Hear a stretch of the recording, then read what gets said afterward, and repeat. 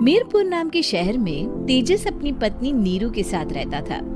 पति पत्नी दोनों ही नौकरी करते थे।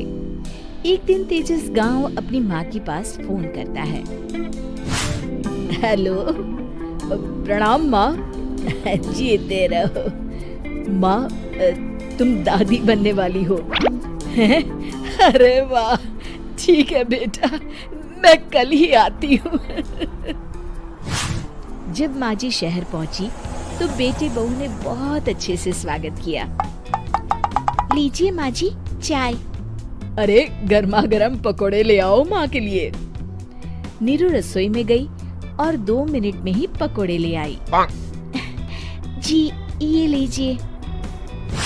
बहू, जादू से बनाए हैं क्या? अभी तो रसोई में गई थी। यम्मी। माँ जी, शीला रसोई में पकोड़े तल रही है, मैं बस लेकर आई।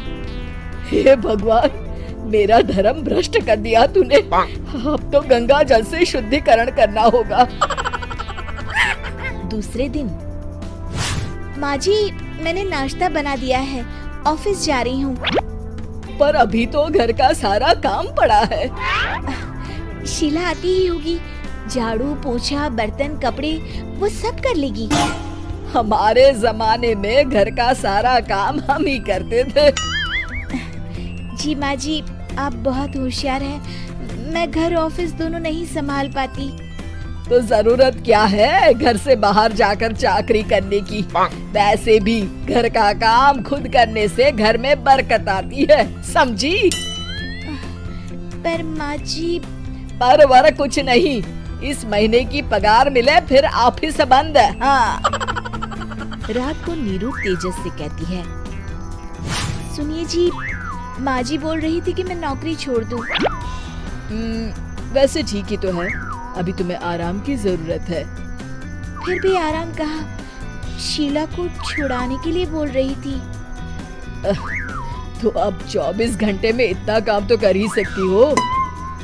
पर जॉब पसंद है मुझे, घर पर मन नहीं लगेगा। अगले दिन जब दोनों ऑफिस के लिए निकल रहे थे, मेरी तो कोई कीमत ही नहीं है इस घर में। माँ जी, आजकल महंगाई बहुत है, रहन सहन भी बदल गया है, दोनों नौकरी करते हैं तभी ठीक रहता है। अच्छा, तू कहना क्या चाहती है? मेरा बेटा तुझे बिठा के खिला नहीं सकता? तू ही इस घर का खर्च चला रही है, हैं? नहीं माँ जी, मेरा वो मतलब नहीं था। मतलब खूब समझती हूँ, ये बाल धूप में सफेद नहीं किए मैंने। हाँ। अब तो ये रोज का काम हो गया था। तेजस भी रोज की झिकझिक से परेशान हो गया था। एक दिन उसने कहा, नीरू, वैसे भी तुम्हें मैटरनिटी लीव मिलने वाली है, तो अभी से ही छुट्टी ले लो। पर क्या, मेरी सैलरी अच्छी खासी है। आखिर नीरू ने रिजाइन कर दिया। जब बच्चा हुआ तो घर में सब बहुत खुश हुए। कुछ दिनों बाद तेजस फाइल देख रहा था। क्या हुआ तेजस, कुछ परेशान लग रहे हो? हाँ, वो हमारी जितनी सेविंग्स थी वो तो हॉस्पिटल में और छठी के फंक्शन में खत्म हो गई है नीरू। और अभी वैसे मंदी चल रही है तो मैं बोल रही थी कल मुन्ना को हेपेटाइटिस का टीका लगवाना है। नीरू, क्या पोस्टपोन नहीं कर सकते? नहीं जी, बिल्कुल नहीं। अब तेजस को समझ में आ रहा था कि उससे गलती हुई है। पैसों की कमी का असर घर के माहौल पर भी पड़ रहा था। अगले दिन, बेटा मेरा चश्मा और ये दवाइयाँ ले आना, पर्चा देते हुए माँ जी ने कहा। जी। तेजस, मुन्ना के लिए दूध का डिब्बा और डायपर भी ले आना, और ये किराने के सामान की लिस्ट है, इसे भी लाना है। तेजस गुस्से में लिस्ट मरोड़कर फेंकता है और चिल्लाता है, पैसे क्या पेड़ पर उगते हैं? ये ले आना, वो ले आना। अरे पर ये जरूरत का सामान ही है। वो गुस्से में बिना कुछ कहे ऑफिस चला गया। अरे लंच तो ले जाइए। नीरू दौड़कर डिब्बा पकड़ाती है एक दिन खाना खाने के बाद, नीरू, अब तो मुन्ना कुछ बड़ा हो गया, तो अब तुम वापस ज्वाइन कर लो ना जॉब।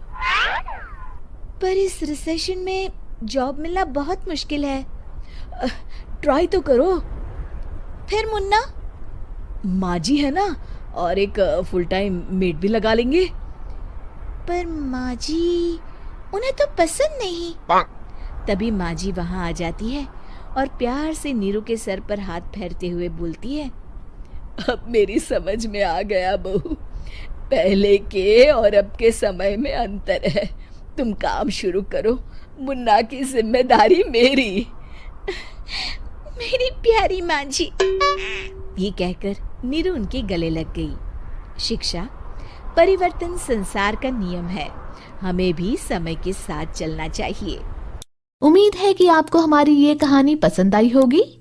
कृपया हमारे चैनल को सब्सक्राइब करें और सभी अपडेट्स के लिए बेल आइकन जरूर क्लिक करें। और हाँ, वीडियो लाइक और शेयर करना मत भूलिएगा। Bye bye.